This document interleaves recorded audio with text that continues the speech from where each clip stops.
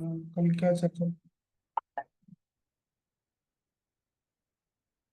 हरे कृष्णा कृष्ण कृष्णा हरे हरे, हरे राम राम राम हरे हरे। कल क्या चर्चा किया था हमने? किसी को याद है कुछ?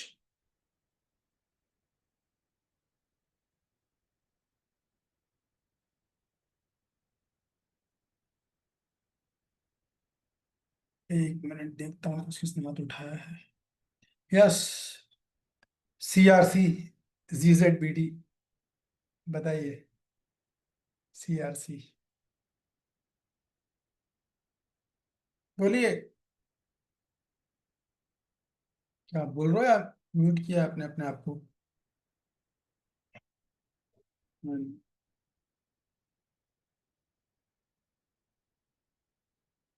बोलिए मनीषा जी, बोलिए ना।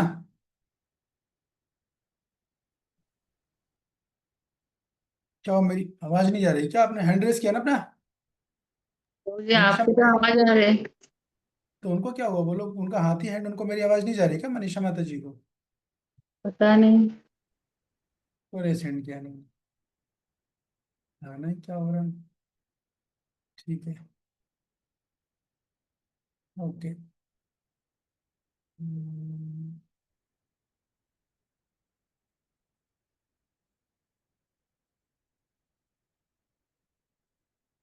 कल इतनी सारी चर्चा करी, आश्चर्य आप में से किसी को कुछ याद नहीं है?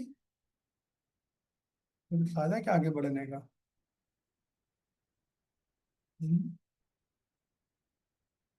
Yes doctor Neeta. हरे कृष्णा प्रभु जी, दंडवत प्रणाम।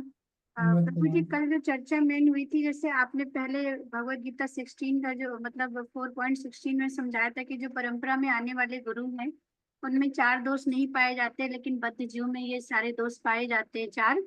और जो परंपरा में आने वाले गुरु हैं वो भौतिक प्रकृति के जो तीन गुण हैं, सत्व रजो तमो, उससे वो प्रभावित नहीं है। और पूर्ववर्ती आचार्यों में आपने प्रभुपाद जी को कोट किया था कि वो उन्होंने मतलब आ, इन सारे नियमों का पालन करते हुए जो आदर्श कर्म के विषय में समझाया है। उसके बाद फिर आपने एक जन्म कर्म चादि एवं जो एग्जाम्पल है श्लोक का, उसको बताते हुए कर्म के मतलब बताए थे कि निष्काम कर्म योग क्या होता है, अकर्म निष्क्रियता, और ये इसको ज्ञान योग क्यों कहते हैं। फिर भागवत गीता 17 में आपने बताया, 17 श्लोक में, कि कर्म का मतलब सकाम कर्म योग होता है और अकर्म भक्ति योग ज्ञान योग में भी आता है। और विकर्म जो है, जो कि भगवान से संबंधित नहीं है, उसके विपरीत जो भी हम कार्य करते हैं उन सारे कार्यों को अकर्म कहा जाता है। और भगवान कृष्ण अर्जुन से कहते हैं कि कर्म की जो गति है वो बहुत ही जटिल है। आपने इसलिए सबको ये जानना चाहिए कि निष्काम जो कर्म है वो वर्ण और आश्रम के अनुसार जो कर्म किया जाता है उसके बारे में आपने बताया। फिर ज्ञान योग भक्ति योग अकर्म है।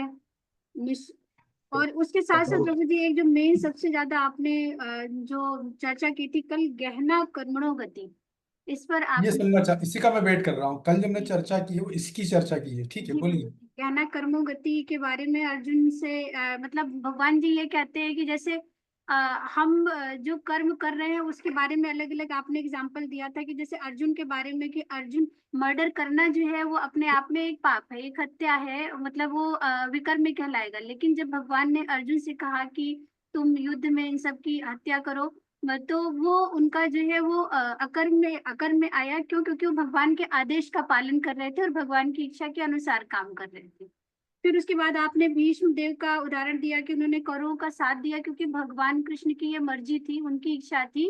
वैसे तो अगर मतलब हम भौतिक दृष्टि से देखते हैं तो उनका जो ये है वो लगता है कि उन्होंने अकर्म विकर्म किया, लेकिन क्योंकि भगवान की इच्छा थी, भगवान की मर्जी के हिसाब, उनकी प्रसन्नता के लिए वो कर रहे थे, इसलिए ये अकर्म में आएगा। फिर आपने प्रसाद के बारे में बताया कि प्रसाद अगर हम पहले खुद खा रहे हैं तो वो विकर्म होगा, लेकिन अगर हम भगवान को अर्पित करके उसको खाते हैं तो फिर जो है वो अकर्म में आएगा। लेकिन शबरी माता के बारे में कहा जाता है कि उन्होंने भगवान को जो भी फल अर्पित किए वो पहले खुद उसको चेक करके तब भगवान को अर्पित कर रही थी, बट उसमें उनका भाव अलग था, वो भगवान के लिए सब कुछ कर रही थी, गुरु के आदेश से वो सारा काम कर रही थी। इस वजह से उनका जो ये कर्म है वो अकर्म में कहलाया। फिर आपने अजामिल का एग्जाम्पल दिया कि अजामिल जो है वो पूरी लाइफ उसने मतलब भक्ति की, लेकिन एक जो है गलत डिसीजन से वो गलत कर्म करने लगा, लेकिन लास्ट बेटे को बुलाया, जबकि वो ऐसा नहीं कि वो भगवान को याद कर रहा था, वो तो अपने बेटे को ऐसे नॉर्मल से बुला रहा था, लेकिन नारायण नाम में इतनी शक्ति है कि उसकी वजह से वो मतलब उसको अच्छी कर्म गति मिली, तो ये उसका अकर्म कहलाया। फिर बच्चे को रस्सी से बांधना जैसे यशोदा माता का था, ऐसे अगर हम बांधते हैं तो वो विकर्म कहलाएगा। लेकिन यशोदा माता ने कृष्ण भगवान को रस्सी से बांधा, तो चूंकि उनका भाव दूसरा था, इस वजह से वो जो है अकर्म कहलाएगा। चोरी करना जो है पाप है, लेकिन भगवान मक्खन चुराए, तो ये भगवान, चूंकि भगवान दिव्य शक्ति है, भगवान के बारे में है ये सारी चीजें। और और हमारे लिए क्या संदेश था उसमें से? इससे हमारे लिए ये संदेश था प्रभु जी की जो गहना कर्मों गति है वो मानव जीवन का आधार है, तो हमको ये समझना पड़ेगा कि कैसे हम इन सब चीजों से बच सकते हैं। आई थिंक प्रभु जी शायद मेरे को यही समझ में आ रहा है। बहुत अच्छा, आपने बहुत कुछ बता दिया, काफी कुछ, लेकिन एक रिलेटेबल चीज थोड़ी सी रह गई, कौन बताएगा उसको? मैंने तरह तरह का बता दिया, क्रिया एक ही है मगर फल अलग अलग आता है। यस राधा पंत राधा माता रानी माता जी। मुझे हमको किसी को मतलब जजमेंट नहीं करना है। क्या नहीं करना है? जजमेंट नहीं करना है। हाँ, तो क्यों नहीं करना चाहिए, क्या कारण है? क्योंकि कर्म का गति मतलब पहले समझना पड़ेगा हमको पहले से। वो कर्म विकर्म अकर्म वो बिना समझे हम किसी को जजमेंट नहीं कर सकते हैं। हाँ, ना गुड। हम अपना प्रगति कर सकते हैं, अपना ये कर सकते हैं, लेकिन आप दूसरों को जजमेंट नहीं करना है। उनके कर्म कैसे चल रहे हैं वो उनका भगवान उनसे संबंध है, हमारे हमसे उसमें कोई लेना देना नहीं है।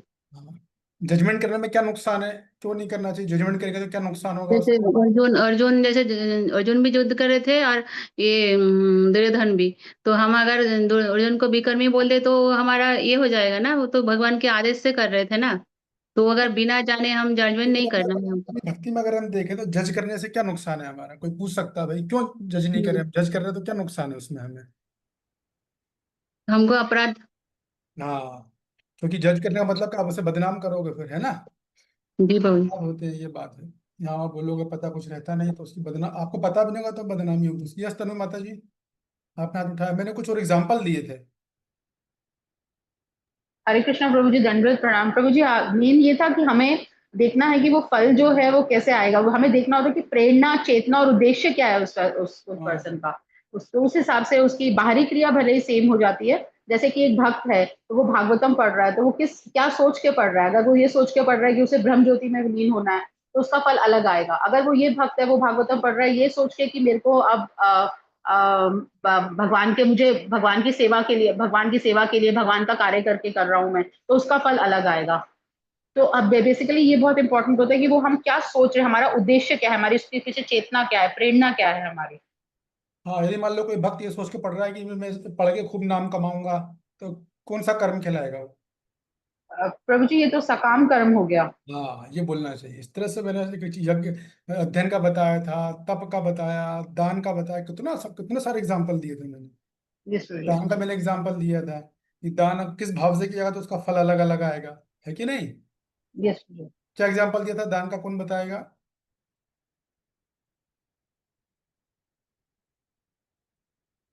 दान पे इतनी चर्चा करी आप लोगों ने। यस कांता राधा नहीं माता जी। तो ये आप बताए थे कि दान करके मतलब अगर नाम अनाउंस मतलब नाम आना नहीं चाहिए। अगर दान किया तो फिर नाम आया तो वो सकम कर्म हो जाएगा। हाँ, सकाम कर्म का फल मिलेगा वो। मतलब जन्म मृत्यु के चक्कर में फिर फंसना पड़ेगा, मुक्ति नहीं मिलेगी। ठीक है ना? और क्या बोला था? निष्काम कर्मों का फल कब मिलेगा? दान से। क्या व्यक्ति किस भावना में दान करेगा कि वो निष्काम कर्मों का फल मिलेगा उसको? अगर वो दान इस भाव से कर रहा है कि मुझे आत्मज्ञान हो जाए, तो वो निष्काम कर्मों का फल मिलेगा उसको। ठीक है? और भक्ति का सिद्धांत क्या है? इस हाथ से करो, उस हाथ को पता भी नहीं चले, केवल भगवान के प्रस्तुत के लिए किया जा रहा है, तो उसे भक्ति का फल मिलेगा। ठीक है, समझ में आ गया? जैसे मैंने दान, यज्ञ, तप, अनेक चीजें बता दी। क्रिया एक होती है लेकिन फल अलग होते हैं, इसलिए जज नहीं करना चाहिए। कौन की क्या चेतना हमको पता नहीं है ना, उसका उद्देश्य का, उसका प्रेरणा का, हाँ आप श्योर हो, आप बार बार ये चीज बार बार आ रही हो, और तो बात अलग है, बट इन जनरल जज नहीं करना चाहिए, में कुछ हमें आता पता ही नहीं हो। ठीक है, ये तो गई बात। अभी मुझे ये बताइए, आप सब लोग ब्रज लोग आए होंगे, ब्रज में काफी लोग आए होंगे, ठीक है ना? तो जैसे मान लो गोवर्धन की अगर हम बात करें, तो गोवर्धन में लोग परिक्रमा करते हैं। तो कोई व्यक्ति परिक्रमा इस भाव से कर रहा है कि मेरी बहुत सारी इच्छाएं पूर्ण ही हो जाएं, मेरा मकान बन जाए, या मेरी लड़की की शादी हो जाए, या जो कुछ भी है, तो उसका फल क्या आएगा? यस कांता मरानी माता जी। हरे कृष्ण प्रभु जी, ये तो सकाम कर्म हुआ, क्योंकि अपनी इच्छा के लिए, इंद्रिय तृप्ति के लिए कर रहे हैं हम। ओके। और मान लीजिए कि कोई व्यक्ति गोलन परिक्रमा कर रहा है, लेकिन उसके दिमाग में ब्रह्म ज्योति का चिंतन चल रहा है कि मुझे ब्रह्म ज्योति में मर्ज होना है, ऐसा होता है, तो उसका क्या फल आएगा?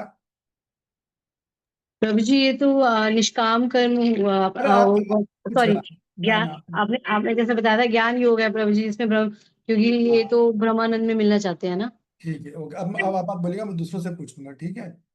और मान लीजिए कोई व्यक्ति जो है वो परिक्रमा कर रहा है, लेकिन वो उस परिक्रमा को भी एक अष्टांग योग का भाव मान रहा है, तो क्या फल आएगा?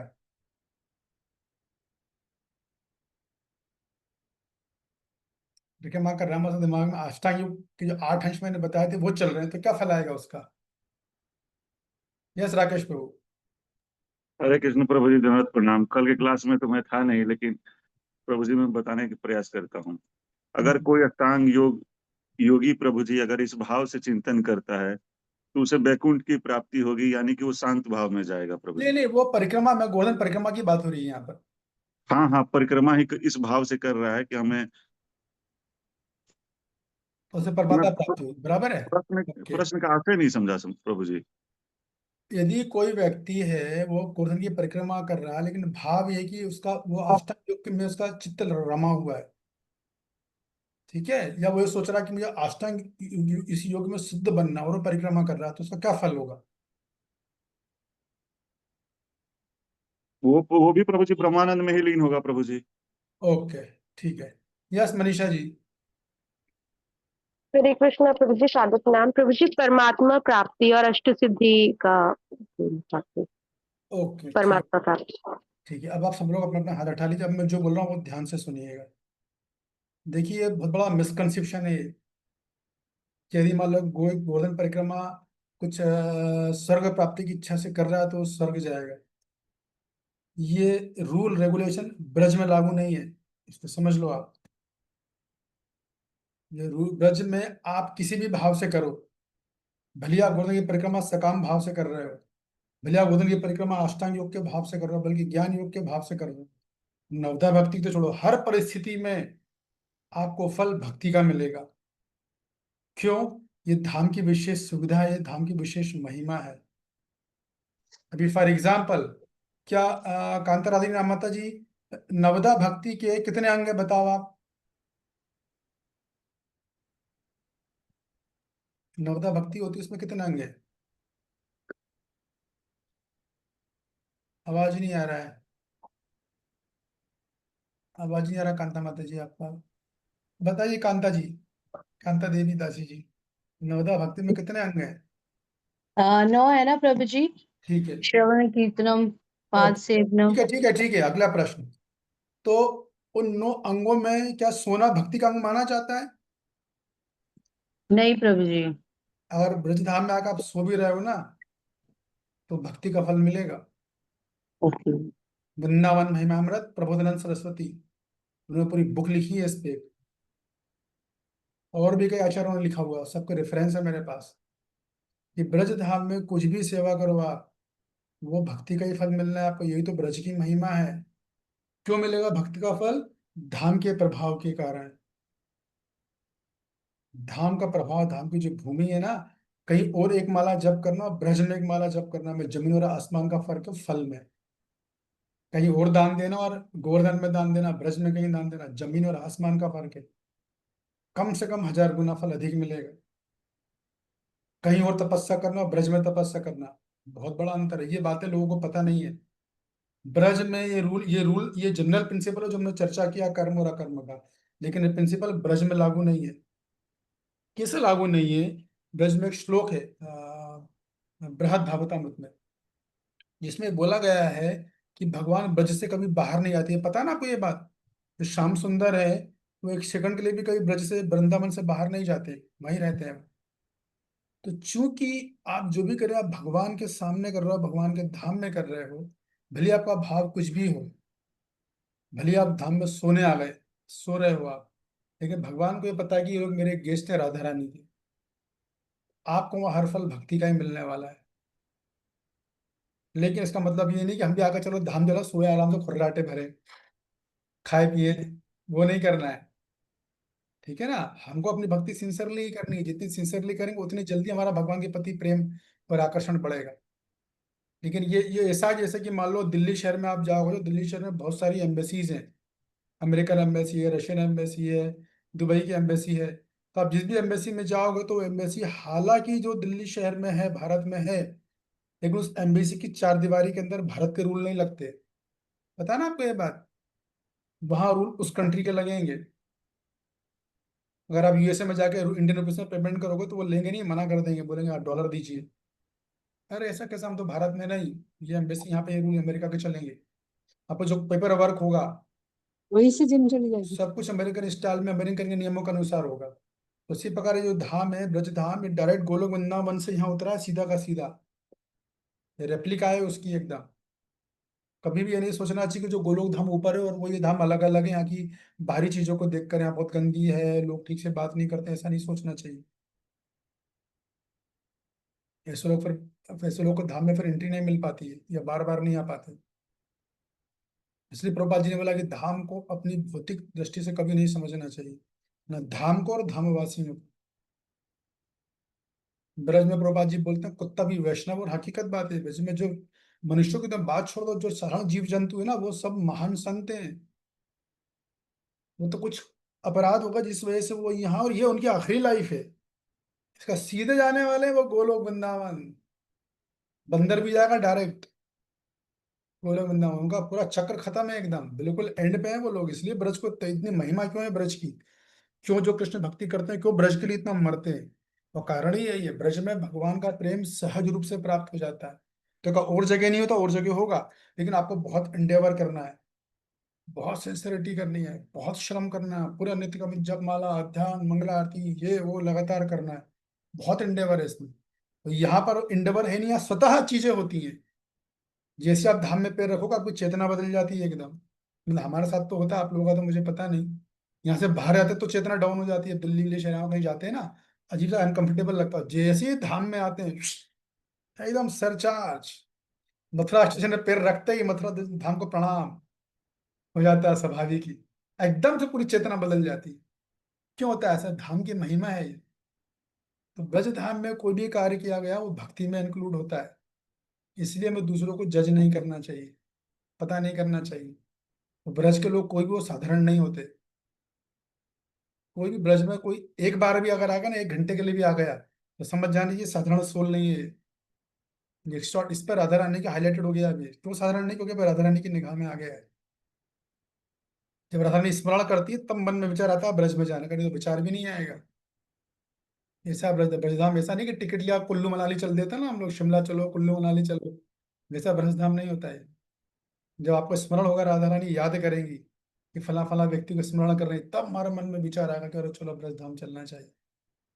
ब्रज धाम अपने में बहुत महान है। मैंने इसलिए बताया कि कई लोगों को मिसकंसेप्शन है ब्रज के बारे में। ये ऑर्डनरी नहीं है ना, ये ऑर्डनरी ना यहाँ के लोग ऑर्डनरी है। भले चाहे आपको कुछ गलत सलत करते दिखे उसको इग्नोर कर दो, गुस्सा मत उस चीजों में। वो उनकी कृष्णा के बीच में है, अगर कुछ गलत हो भी रहा है तो भगवान सीधा बोलते हैं मुझे अपने माँ बाप से ज्यादा ब्रजवासी प्यारे हैं। तो जो एक बार भी आ गया वही अपना आप बाहर कहीं जाओगे ना, मतलब ब्रज के बाहर, आप आज भी भारत के गाँव में आप अगर जाओगे तो यदि कोई ब्रज की यात्रा करके आता तो उसको महान संत के तरह पूजा जाता है, गांव वाले पूजते हैं। ब्रज जाके वापिस आया भाई, बहुत बड़ी हस्ती है, तीर्थ स्थान तो बड़ा तीर्थ करके आया, इसकी सेवा, और वो उसकी सेवा करता है तो उसको ब्रज का फल मिलता है। ये ब्रज की वो है महानता।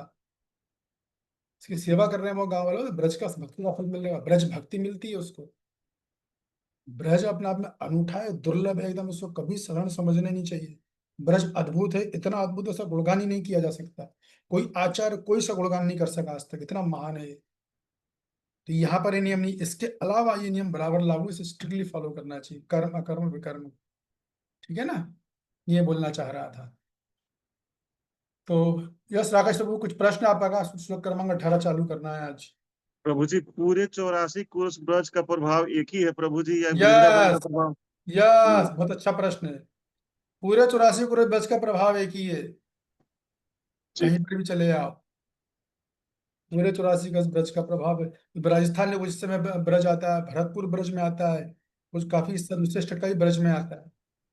तो ब्रज अपने आप में अद्भुत है, तो ब्रज से कुछ लेके नहीं जाना चाहिए। बड़ी कहानी कहीं बाद में बताऊंगा मैं आपको।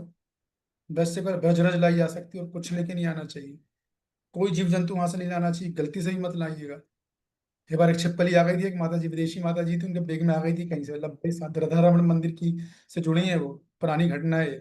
वो चली गई विदेश, वो ब्रज को खोल के देखा, शॉर्ट में बता रहा हूँ, अपना बैग खोलो तो छिपकली खट से बाहर आ गई, वो घबरा गई एकदम, और जैसे छिपकली दीवार पे चढ़ गई।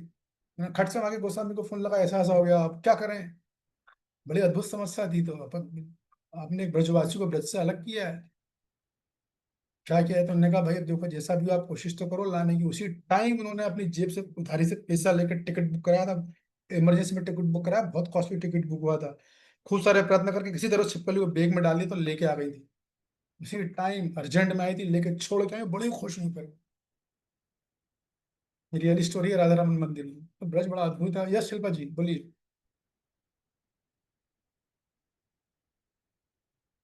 लेकिन बस हमको ब्रज में अच्छे सतर्क भाव से भजन करना चाहिए, ये बात है।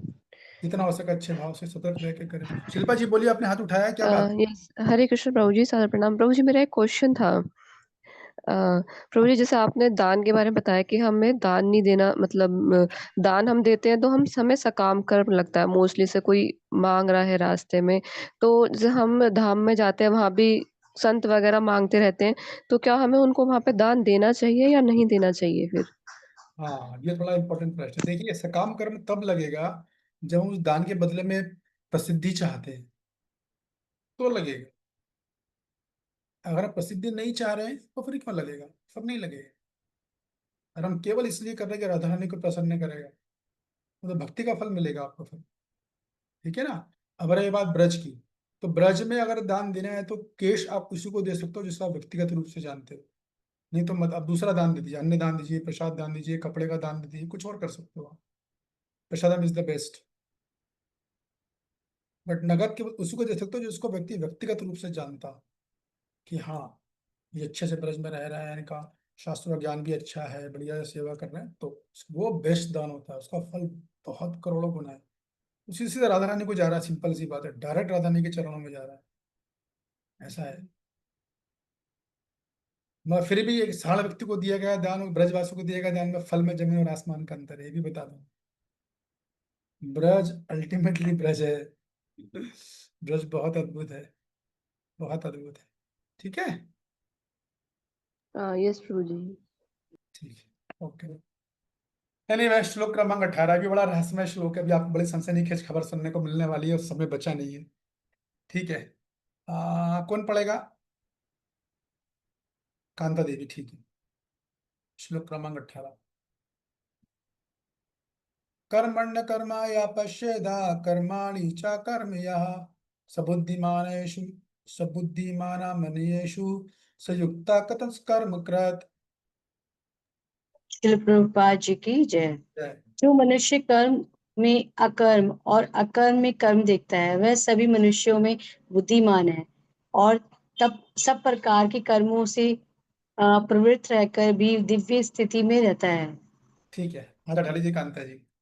अब वो व्यक्ति उत्तर हाथ उठाइएगा जिसको मेरा प्रश्न का उत्तर समझ में आ रहा हो। इसमें भगवान बोल रहे हैं जो कर्म में अकर्म देखता है। अब ऐसे कैसे हो सकता है? कर्म करेगा, अकर्म कैसे हुआ? अकर्म मतलब निष्क्रियता, कर्म यानी सक्रियता। तो जो कर्म में अकर्म को देखता है और अकर्म में कर्म को देखता है, वो सभी मनुष्य में बुद्धिमान है। अभी सोच लो आप, ये बुद्धिमान व्यक्ति की परिभाषा, ये विद्वान व्यक्ति की परिभाषा। मैंने कहा ना, कर्मणा गहनो गति। ये सबके समझ में आने वाले श्लोक नहीं है। किसको समझ में आ रहा है क्या बोल रहे हैं भगवान? जो कर्म में अकर्म को देखता है, अकर्म में कर्म को देखता है। यस रघुनाथ जीवन प्रभु, बोलिए। आप तो क्लास में थे नहीं, फिर भी आपने हाथ उठाया तो ओके, बताइए हरे क्या। कृष्ण दंडवत प्रणाम।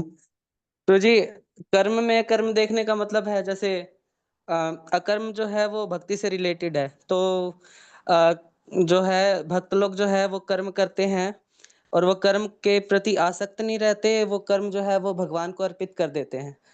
तो इस प्रकार से जो है वो भक्ति में काउंट होता है। तो जो जो भक्त है वो जो कर्म करते हैं वो अकर्म में काउंट हो जाता है। और कुछ लोग होते हैं जो भक्ति के नाम पे क्या करते हैं, वो केवल जो है भोग करते हैं। वो भक्ति के नाम पे वो भगवान के बजाय वो खुद खुद ही भोग करते हैं। नहीं तो नहीं, वो ऐसा लोग नहीं, ऐसा नहीं, ऐसा नहीं है। मैं बताऊंगा आपको। आपका प्रयास अच्छा, लेकिन ये ऐसा है नहीं। ये आप बोले ये जनरल समझावट है, लेकिन ऐसा है नहीं है। अभी मैं बताऊंगा। यस नीलांचल माता जी। अरे नीलांचल माता जी ने हाथ उठाया। नीलांचल माता जी। जी प्रभु जी, हरे कृष्णा, दंडवत प्रणाम प्रभु जी। हाँ माता जी।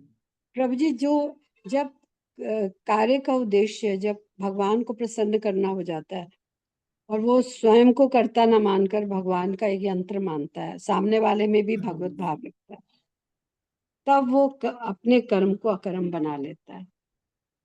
ठीक उसका है, ये यंत्र ओके, हो जाता है। बराबर है। फिर अकर्म में कर्म देखता है, इसका क्या मतलब है?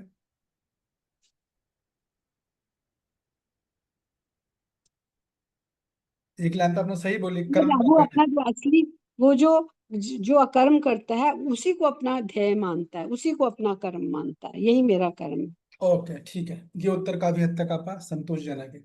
यस ममता सहीन माता जी। हरे कृष्णा प्रभु जी। हरे कृष्णा। प्रभु जी, जैसे मतलब कर्म में अकर्म देखना, मतलब कोई जैसे भक्त है, सारा दिन भर काम करता है, भगवान के लिए कार्य करता है, पर वो कर्म कर रहा है, पर वो अकर्म कर रहा है। मतलब लोगों के लिए वो कर्म कर रहा है, पर देखने में पर वो अकर्म है, भगवान के लिए कर रहा है। और अकर्म में अकर्म देखना, जैसे कोई निर्विशेषवादी अपने सारे कर्म छोड़ देता है, भी मैं तो मतलब ध्यान लगाऊंगा या ज्ञान प्राप्त करूंगा, पर कर्म छोड़ देता है वो, पर वो भी कर्म है। वो अकर्म कर रहा है, पर वो कर्म है। ओके ठीक है, आप लोग अपना हाथ उठा लीजिए। मैं जो कह रहा हूँ वो ध्यान से सुनिएगा, ठीक है? ये जो मैं आपको बता रहा हूँ बलदेव विद्याभूषण की टीका से बता रहा हूँ। तात्पर्य भाई प्रभुपाद जी यही बात बोलेंगे, लेकिन आप पहले सुनोगे तो तात्पर्य आपको समझ में नहीं आएगा। तो देखिए क्या होता है कि ये ठीक है राकेश प्रभु, ये भी आपको आइडिया नहीं है इन चीजों का। जो मनुष्य कर्म में अकर्म और अकर्म में कर्म को देखता है, ठीक है ना? तो जैसे मैंने आपको पिछली क्लास में बताया था कि यहाँ पे कर्म से मतलब किस योग से है डॉक्टर नीता माता जी? कर्म से मतलब योगा लेटर में से कौन सा योग है ये? प्रभु जी निष्काम, एग्जैक्टली पूरा बोलिए, निष्काम कर्म योग है निष्काम सब। कर रहे हो। हाँ ठीक है। और फिर अकर्म से कौन सा योग बन रहा है योगा लेडर से? यस कांता जी। ज्ञान योग प्रभु जी और भक्ति योग कर्म। हाँ, तो मैं आपको पहले 16वें क्लास में, देखिए जिन लोगों ने मेरी पुरानी क्लासेस नहीं समझी है तो उनको थोड़ा समझावट में दिक्कत आएगी, लेकिन जो लगातार सुन रहे हैं 15 16 17 उनको समझ में आएगा। 15 से पूरी सीरीज चल रही है कर्म के ऊपर, ठीक है ना? तो यहाँ कर्म से जैसे नोट कर लो आप, यहाँ कर्म से मतलब निष्काम कर्म योग से है, और अकर्म से मतलब भक्ति योग से नहीं है। यहाँ पर, यहाँ पे मतलब है ज्ञानी योग से है, ठीक है? लेकिन भक्ति योग के एंगल से देखेंगे तो नीलांचल माता ने जो बोला वो बिल्कुल सही बोला है, वो गलत नहीं है। लेकिन अभी हम यहाँ पर अकर्म का मतलब ज्ञान योग से ले रहे हैं बलदेव विद्याभूषण की टीका के अनुसार। तो जो निष्काम कर्म, इसका मतलब ये है कि जो मनुष्य निष्काम कर्म में ज्ञान योग को देखता है और जो ज्ञान योग में निष्काम कर्म को देखता है वो सभी मनुष्यों में बुद्धिमान है। ऐसा क्या मतलब है? किसी को समझ में आ रहा है? प्रीतम जी, क्या ऐसी बढ़िया चल रहा है क्या आपके कमरे में? है? जब ऐसी अच्छा चलता तो नींद आने लग जाती है। तो देखिए, इसका मतलब ये बोल रहे हैं भगवान कि जो निष्काम कर्म में ज्ञान योग को देखता है और जो ज्ञान योग में निष्काम कर्म को देखता है वही सभी लोगों में बुद्धिमान। इसका मतलब ये है कि निष्काम कर्म योग का साधन और साध्य आपको पता है, ज्ञान योग का साधन और साध्य भी आपको पता है। तो फिर दोनों में दूसरे को कैसे देख रहा है?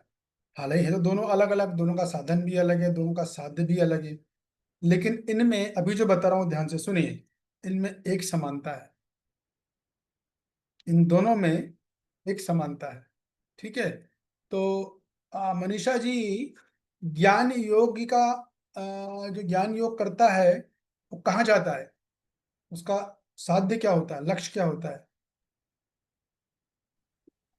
अ, ज्ञान योग का लक्ष्य होता है ब्रह्म ज्योति में लीन होना। हाँ, वो ब्रह्म ज्योति जाता है, बराबर है। और निष्काम कर्म योगी का साध्य क्या होता है? यस कांता जी। आत्मज्ञान प्रभु जी। हाँ, आप इसलाम कांता जी को बढ़िया से कोई योग समझ में आ गया है।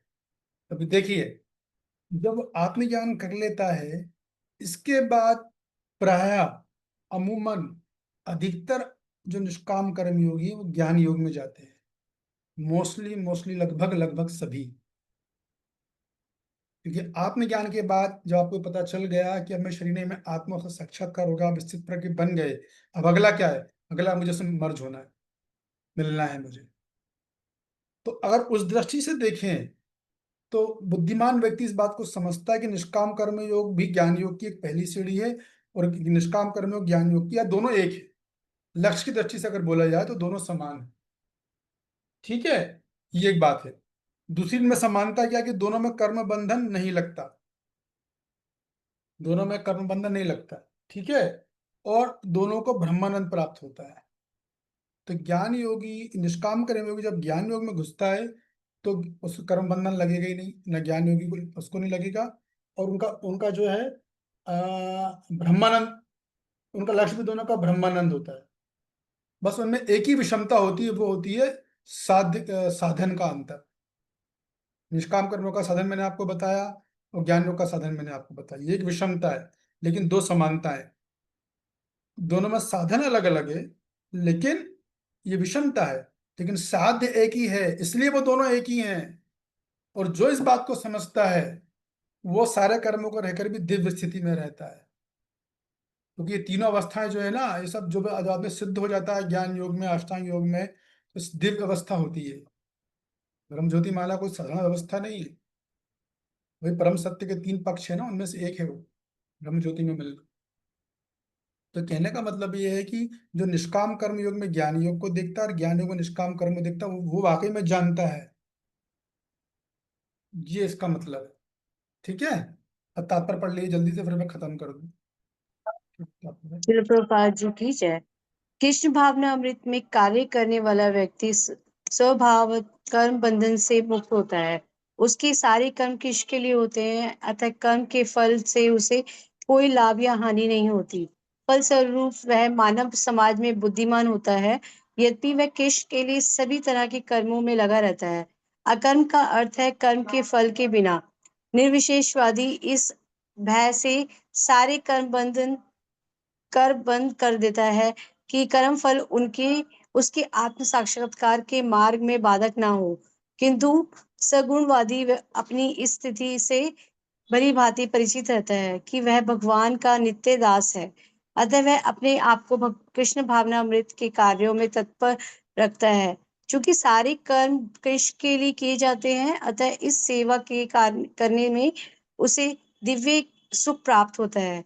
जो इस विधि में लगे रहते हैं वह व्यक्तिगत इंद्रिय तृप्ति की इच्छा से रहित होते हैं। कृष्ण के प्रति उसका नित्य दास्य भाव उसे सभी प्रकार से कर फल से मुक्त करता है। तो देखिए, ये यहाँ वही बात बोली जो कि नीलांचल माता जी ने बोला। भगवान ने जो श्लोक बोला है वो निष्काम कर्म और ज्ञान योग में समानता की दृष्टि से बोला है। ये प्रभुपाद जी तो भक्ति तात्पर्य दे रहे हैं, तो उन्होंने भक्ति के हिसाब से बोला है। किस प्रकार भक्ति में जो है साधक कर्म में अकर्म को देखता है, अकर्म में कर्म को देखता है, क्योंकि वो कर्म जरूर कर रहा है, लोगों को दिख रहा है कि कर्म है। जैसे मैंने बताया, कई ज्ञानी योगी जो कि हरे कृष्ण वालों को देखते हैं तो बोलते हैं लोग कर्म बंधन में क्यों फंस रहे हैं, इनको तो कर्म बंधन लगेगा क्योंकि कर्म कर रहे हैं। लेकिन वास्तव में वो उसे पता है भक्तों की वो अकर्म है, जिसको ज्ञान है वो जानता है वो अकर्म है, उसमें कोई फल थोड़ी मिलना है उसको, उसको कोई रिएक्शन नहीं आने वाला, वो तो भक्ति कर रहा है, भक्त फल को अर्पित कर रहा है। और इसी प्रकार अकर्म में कर्म को देखता है। अकर्म का मतलब फल, हर हल, अकर्म मतलब निष्क्रियता, तो भक्ति योग। तो अकर्म कर रहा है और वो ये कर्म ये देख रहा है कि ये फल का, ये कर्म जो मैंने किया उसका फल मैं भगवान को अर्पित कर रहा, तो वो समान है। तो भक्ति योग के हिसाब से तात्पर्य अगर आप देखोगे तो कर्म में अकर्म, अकर्म में कर्म, भक्ति योग है। लेकिन अगर आप श्लोक के हिसाब से देखो, भगवान जो एग्जैक्ट बोला है, तो भगवान ने निष्काम कर्म योग और ज्ञान योग में समानता बताई कि एक्चुअली दोनों एक हैं। ये जब मैं आपको इसलिए बोल रहा हूँ कि अब आगे अब कुछ श्लोक आने वाला है खतरनाक, अगले चैप्टर में आएगा वो, बहुत कम लोगों को उसका मतलब पता है क्या है, तब मैं इसको एक्सप्लेन करूंगा कि भगवान ने ऐसा यहाँ पे क्यों बोला है। आगे जब चलेंगे ना, 5वें अध्याय का पहला श्लोक ही है, पहला है, दूसरा तीसरा श्लोक है। तो ये मतलब है इसका कि भगवान जो बोल रहे हैं वो निष्काम कर्म और ज्ञानों में समानता बता रहे हैं। और भगवान प्रभुपाद जी ने अपने तात्पर्य में उसको भक्ति तात्पर्य दिया कि किस प्रकार भक्ति योग का जो साधक है वो कर्म में अकर्म करता है और अकर्म में कर्म करता है। यदि वो सारे कर्म फल कंडीशन है केवल गुरु साधु शास्त्र के निर्देशन में भगवान को सुख देने के लिए कर रहा है, दो कंडीशन है उसमें, गाइडेड होना चाहिए उससे कर्म, साधु गुरु शास्त्र तीनों से अनुमोदित होना चाहिए, किसी एक से नहीं। और फिर फल जब वो करेगा तो उसके मन में होना चाहिए मैं केवल भगवान को सुख देने के लिए कर रहा हूं। चाहे वो दान दे, चाहे तप दे, चाहे यज्ञ करे, चाहे परिक्रमा करे, कुछ भी करे, पर नाम जप करे, जप करने भी अलग अलग फल है। जब भी आप करोगे, ब्रज को छोड़ के कहीं भी आप जब करोगे, चेतना आपका जो मोटिव, उस हिसाब से फल मिलेगा, ये ध्यान रखिएगा। तो बस अभी मैं इतना ही बोलना चाहता हूँ 18वें श्लोक पे। अभी 5 मिनट है, किसी का कोई प्रश्न है तो ले सकते हैं, कुछ कमेंट करना है, कुछ बोलना है तो बोल सकते हैं। अगला श्लोक मेरा लेने का विचार नहीं है, आज मैं दिन भर बहुत व्यस्त रहा हूँ, मेरी शाम की क्लास है तो उसकी तैयारी में काफी व्यस्त हो गए। यस डॉक्टर नीता माता जी बोलिए। कृष्ण प्रभु जी।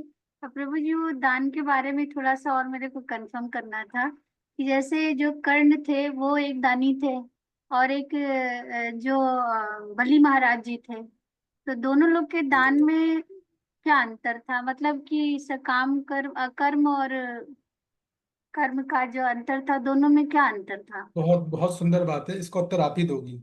कर्ण जब दान देता था तो किस लिए देता था, आपको पता है?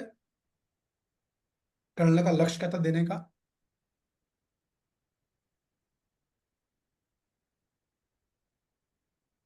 यस राकेश, राकेश प्रभु। प्रभु जी, दोनों के शरणागति में अंतर था।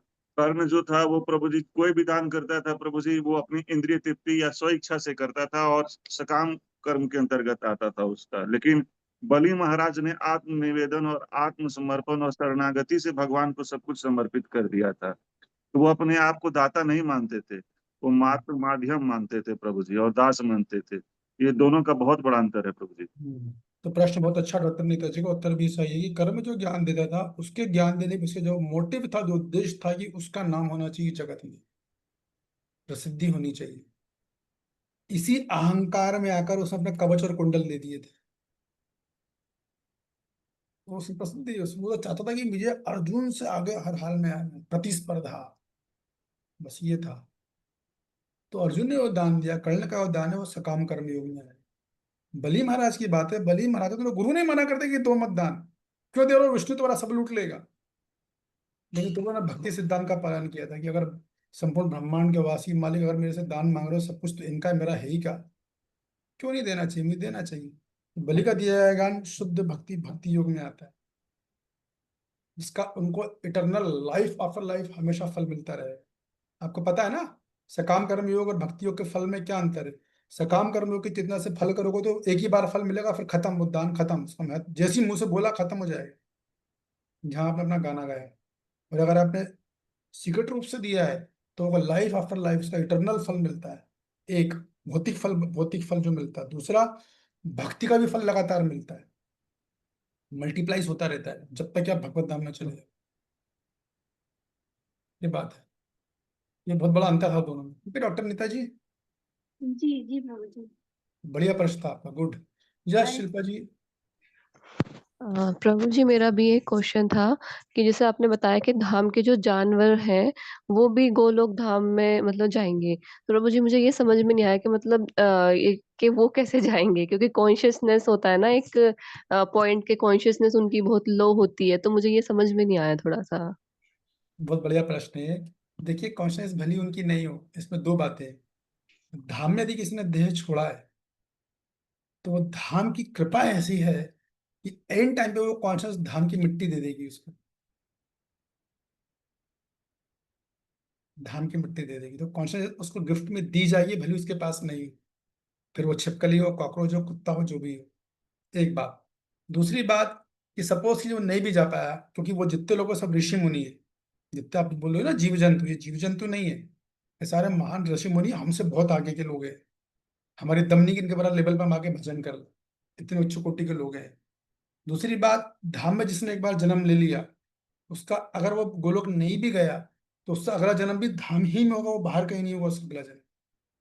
तभी तो अपराध माना गया बाहर ले जाना, उसका अगला जन्म भी वही होगा। ये बहुत अद्भुत कृपा है धाम की, राधा रानी की, भगवान कृष्ण की। वो सब मेहमान की तरह है, भगवान कृष्ण उनको राधा रानी के मेहमान की तरह ट्रीट करते हैं। कभी सोच लो आप। इसलिए आपको कोई भूखा भिखारी भी दिखो तो साधारण मत समझना कभी, ये मत सोचना कि हमारी भक्ति सच्ची नहीं, वो हमसे बहुत आगे, बहुत ज्यादा आगे। ब्रज में आने वाला ही व्यक्ति अपने आप में दिव्य हो, मतलब बहुत आगे होता है। जिसको एक बार एंट्री मिल जाए, वो जो रह रहे हैं उनकी तो बात ही क्या है फिर। तो बहुत बहुत बड़े चढ़े हैं। हमारे भौतिक नजरिए से नहीं है, लेकिन कृष्णा की नजर से हैं, लेकिन राधा रानी की नजर से हैं, ब्रज की भूमि की नजर से सब विशेष लोग हैं वो। उनके पास बिल्कुल सहन नहीं करेंगे भगवान, जरा सा भी गड़बड़ हम लोग करेंगे ना, कुछ भी अपराध वगैरह, वो असहनीय है एकदम। भगवान खुद बोलते हैं, ब्रजवासी मुझे अपनी जान से भी अधिक प्रिय है।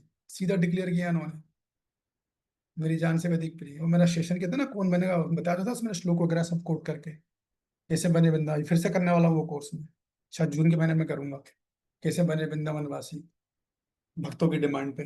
तो उसमें वो डिटेल में बताने वाला हूँ धाम की महिमा का क्या प्रभाव है। और जो जिनमें जन्म लिया उनकी तो बात ही क्या है फिर, तो बहुत ही बात स्पेशल है एकदम। तो ये सब बातें हैं, तो वो सब दिव्य लोग हैं। और ना ही उनको 84 लाख योनि के चक्कर में पड़ना है। मान लो कोई कोई सपोज करो कोई कुत्ता है, भाई दिल में कोई दूसरी जगह कुत्ता मर गया तो वो 84 लाख योनि के चक्कर में फंसेगा, तब आएगा। यहाँ ऐसा नहीं होगा। हाँ, तो सीधे उनको ट्रेनिंग में जाएगी, गोलोक धाम जाएंगे, वहाँ पर ट्रेनिंग मिलेगी, उनको प्रशिक्षण मिल जाएगा डायरेक्ट। चलो, जो आत्मा है उसको ट्रेनिंग मिलेगी, जो उसका स्वरूप होगा कि किस स्वरूप में तुम्हें राधा रानी की सेवा करनी है, उसकी ट्रेनिंग मिलेगी, लीला में भाग मिलेगा, और फिर परफेक्ट होगा, फिर वो गोलोक धाम जाएगा, फिर अपने स्वरूप में स्थित रहेगा। लेकिन कुल मिला के मुक्त तो हो गया ना जन्म मृत्यु के चक्कर से। इसलिए ब्रज में देह त्यागना बहुत भाग्यशाली लोगों का बस, सबके बस की बात नहीं। बहुत दिव्य आत्मा है वो, जो ब्रज में देह त्याग देती है। उनको तो छोड़ो, देह त्यागने के बाद जो अपनी राख मिला देते हैं, उनको भी ब्रज का लाभ मिल जाता है। उनको देह त्याग नहीं पाए तो उसका क्या होगा। ठीक है, जिसके परिजन ला के ब्रज में, अगर ब्रज की रट्टी में गंगा जल मिला, यमुना जी का जल मिला के बहा देते हैं ना, बहुत बड़ी सदगति होती है उसकी। ये ब्रज धाम की महिमा है, ऑर्डिनरी नहीं है, बिल्कुल ऑर्डिनरी नहीं है। कभी भी ऑर्डिनरी समझने अपने आप में अपराध है। पूरा पुस्तक है, आचार्यों की पुस्तक पढ़ोगे ना, उसमें सब लिखा है। आचार्यों ने, रूप गोस्वामी ने लिखा है, भगवान सरस्वती ने लिखा है, देखो षट गोस्वामी है, एक षट मतलब रूप गोस्वामी के ही, षट गोस्वामी के ही बैच के हैं वो, मुझे नाम उनका याद नहीं आ रहा। उन्होंने बढ़िया से लिखा है उन्होंने। यस कंत राधा नहीं, माता जी 2 मिनट बचे हैं बस। मुझे वही पूछना था, जो अब कर्म में अकर्म और अकर्म में कर्म, तो निष्काम कर्म जोगी और ज्ञान जोगी बताए। तो अकर्म मीन्स ज्ञान जोगी है, वो कैसे दिख रहा है, वो थोड़ा सा मुझे और क्लियर करना था। कर्म मतलब वो भी, वो तो निष्काम कर्म जोगी तो ज्ञान जोगी तो अकर्म कर रहे, अकर्म मतलब ज्ञान जोगी, वो किस तरह से कर्म देख रहा है, थोड़ा सा और एक बार क्लियर करना। अच्छा प्रश्न है। देखिए, जब व्यक्ति निष्काम कर्म योग कर लेता है ना, परफेक्ट होगा, से आत्मज्ञान मिल गया, तब फिर वो ज्ञान योगी गुरु के पास जाता है। और गुरु जब देख लेता है कि इसने निष्काम कर्मयोग की सफलता प्राप्त कर ली, मतलब ये ज्ञान योग के लायक बन गया है, इसका चित्त पूरा शुद्ध हो गया है, और इसमें जरा भी मन में भी सांसारिक सुख की इच्छा नहीं है, तो क्या कर रहा है वो, अकर्म में कर्म को देख रहा है कि नहीं देख रहा है। अकर्मी ज्ञान योगी है और वो निष्काम कर्म योगी को देख रहा है, तो इसका मतलब है कि उसने बोल दिया कि क्वालिफाइड हो गया है, वो बोलेगा ठीक है ज्ञान योग ले लो, उससे संन्यास दे देगा, ये मतलब है उसका। इस तरह से अकर्म मैंने कर्म को देखा है। ज्ञान योगी ने देखा कि निष्काम कर्म योग को क्वालिफाइड करके आ चुका है, अब ये ज्ञान योग ले सकता है। ज्ञान योग में गृहस्थ आश्रम नहीं होता, मैंने कई बार बताया है। ज्ञान योग में गृहस्थ आश्रम नहीं है, डायरेक्ट संन्यास होता है। ठीक है ना, ये बात समझ। जी बिल्कुल। चलिए ठीक है, आप सब लोगों का बहुत बहुत धन्यवाद, थैंक यू वेरी मच। वांछा कल्पतरुभ्यश्च कृपा सिंधुभ्यश्च पतितानां पावनेभ्यो वैष्णवेभ्यो नमो नमः। आज मैं इतना रास्ता ही किसी को मैसेज नहीं कर पाया, कॉल नहीं कर पाया, फिर भी इतने लोग आ गए तो मुझे खुशी हुई। अच्छा हरे हरे कृष्ण प्रभु जी मैं ना परसों की क्लास अटेंड नहीं कर पाई थी, तो प्लीज आप लिंक भेज देते ग्रुप हाँ में, तो वो जी हाँ प्रभु जी, मैं भेज दूंगा, ठीक है ठीक। थैंक यू हरे कृष्णा प्रभु जी, दंडवत हरे कृष्ण प्रणाम। प्रभु। हरे कृष्ण प्रभु जी, दंडवत प्रणाम। हरे कृष्ण कृष्ण प्रभु समझ में आ रहा है सब? हरि गौतम दंडवत हरे प्रणाम। कृष्ण प्रभु जी, दंडवत प्रणाम। हरे कृष्णा प्रभु जी, हरे कृष्ण प्रभु जी, प्रभु जी दंडवत प्रणाम। हरे कृष्ण प्रभु जी, सदा प्रणाम।